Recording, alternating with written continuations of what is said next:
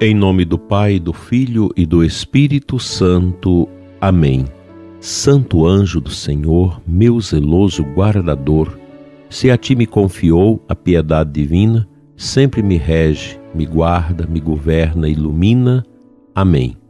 Meu amado ouvinte, aqui da nossa diocese, fora da nossa diocese de Formosa, ontem nós falamos da Igreja, da fé, e não visitamos o livro A Força do Silêncio. O que faremos agora?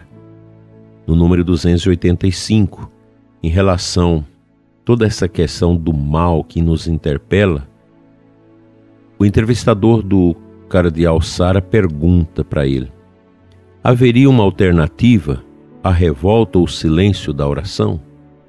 O cardeal responde: Deus sempre vela por nós. O ser humano pode conhecer as noites mais escuras, padecer as piores atrocidades, enfrentar as situações mais trágicas. Deus está com ele. Com frequência, esquecemos que Deus está presente. Quem não tem fé, imagina que Deus não existe. Quem tem uma fé que ficou morna por causa do tempo e da atmosfera secularizada, desespera-se pensando que Deus o abandonou.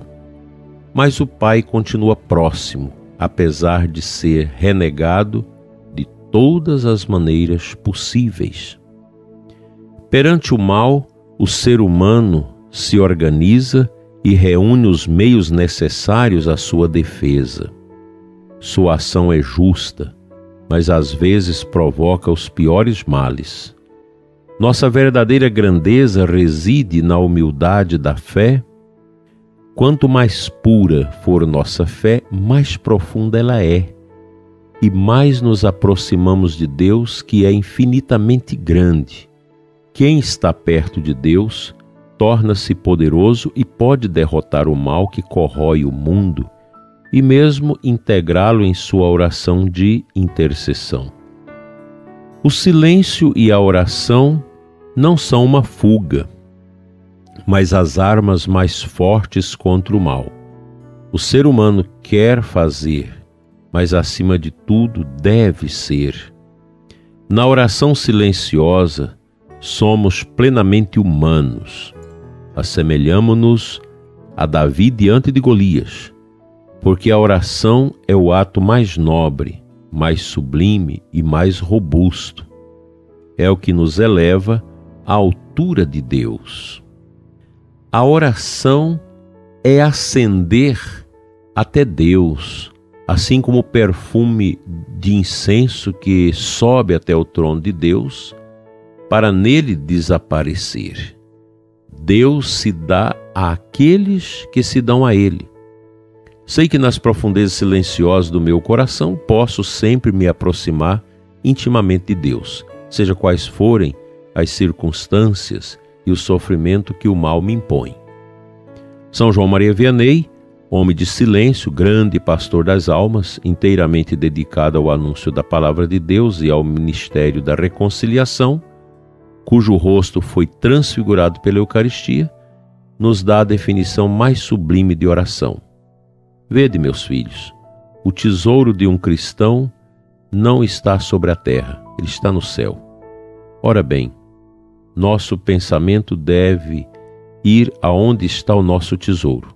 O ser humano tem uma bela tarefa, a de rezar e amar.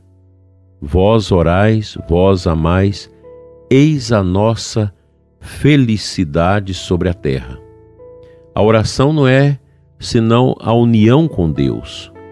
Quando se tem um coração puro e unido a Deus, sente-se um bálsamo, uma doçura que inebria, uma luz que fascina. Nesta íntima união, Deus e a alma são como dois pedaços de cera que foram derretidos juntos. Já não podemos mais separá-los. É uma coisa muito bela essa união de Deus com a sua pequena criatura. É uma felicidade que não podemos compreender. Não merecemos orar, mas Deus, em sua bondade, permitiu-nos falar com Ele. Nossa oração é o incenso que ele recebe com extremo agrado. Continua São João Maria Vianney: meus filhos, tendes um coração pequenino, mas a oração é capaz de o aumentar e o fazer capaz de amar a Deus. A oração é uma antecipação do céu, algo que escoa do paraíso. Ela nunca passa sem deixar sem doçura. É um mel que desce na alma e a tudo suaviza. Diante de uma oração bem feita, as dores derretem como a neve sob o sol forte. O silêncio não é uma forma de passividade, diz o cardeal Sara. Permanecendo em silêncio, podemos evitar um mal maior. Não é fuga do mundo, confiar-se ao céu. Bem, esses ensinamentos do cardeal Sara, eles são sabedorias. E eles não brotam de um coração qualquer, eles brotam do coração de um bispo, de um cardeal, macerado por grandes sofrimentos. O cardeal Sara tem uma história muito bonita, de grandes perseguições, de grandes sofrimentos, de grande solidão. No seu livro Deus ou Nada, você tem a história deste homem, que vale a pena a gente ler. O seu itinerário, a sua vida, e que faz brotar do seu coração esses ensinamentos que ele nos passa. E esse ensinamento sobre a oração, e ele busca em São João Maria Vianney uma fundamentação disso, é extraordinário. A oração realmente ela é a prova de que o ser humano não é um cidadão terrestre. A nossa vida não está resumida, não está inserida somente neste mundo. Nós temos uma vocação à eternidade. Nós temos uma inclinação muito profunda, grandiosa, para o sagrado, para o sobrenatural, para o eterno. Essa é a específica realidade do ser humano. Uma vocação para a eternidade. E é esta vocação que todos nós devemos cultivar com grande delicadeza, pois o nosso falar com Deus, o nosso dirigir-nos a Ele com fé, com profundidade, acrisola dentro de nós aquilo que deve ser o ser humano. Um composto de realidades humanas, históricas, transcendentes e sobrenaturais. Nós estamos no mundo, mas não somos do mundo. Nós estamos na realidade material, mas nós somos também uma realidade espiritual. Nós estamos no imanente, mas nós também somos transcendentes. Essas realidades é que dão realmente o verdadeiro sentido à nossa existência, à nossa caminhada neste mundo. Assim, meu dileto e amado ouvinte, vamos tomar posse desse convite que a mensagem de hoje nos traz para uma vida de oração. Mesmo que você não tenha esse costume de orar muito, de gastar mais tempo na oração, mas começa com o pouquinho que você der conta.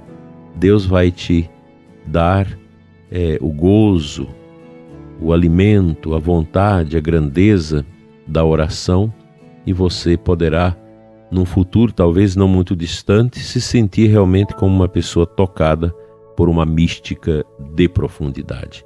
Que Deus nos ajude a alcançar este ideário.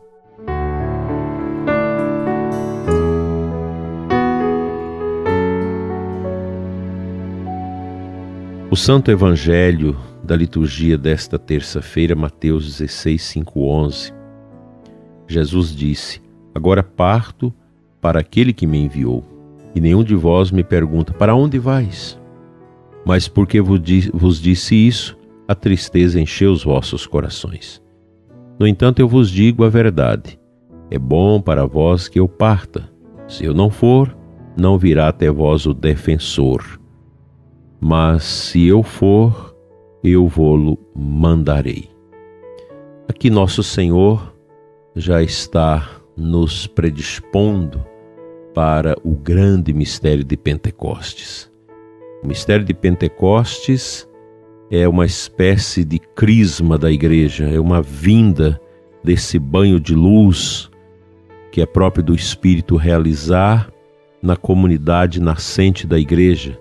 Pentecostes é um estrondo, é uma realidade que nós estudamos e rezamos com ela, e cada vez mais a gente percebe como foi profundo esse momento. É um momento realmente de maturidade da igreja, em que o Espírito confirma o desejo da fé, o desejo da missão, e mais do que isso, o Espírito Santo vai dando esta capacitação interior e espiritual aos discípulos, aos apóstolos, para que eles pudessem enfrentar até mesmo o martírio sem desvanecer os seus corações. Aqui na nossa diocese nós temos a festa do Divino Espírito Santo praticamente em todas as paróquias. Em alguns lugares mais expressivo, em outros menos, mas a gente tem um grande movimento da festa do Divino, com as bandeiras do Divino, a coroa do Divino, e isso marca muito a vida do nosso povo. Eu desejo que todos vocês, os foliões, o pessoal que está participando na folia do Divino Espírito Santo, na festa do Divino, que todos possam, depois desses festejos, se sentirem mais próximos de Deus, com mais capacidade de silêncio e de oração. Assim seja. Amém.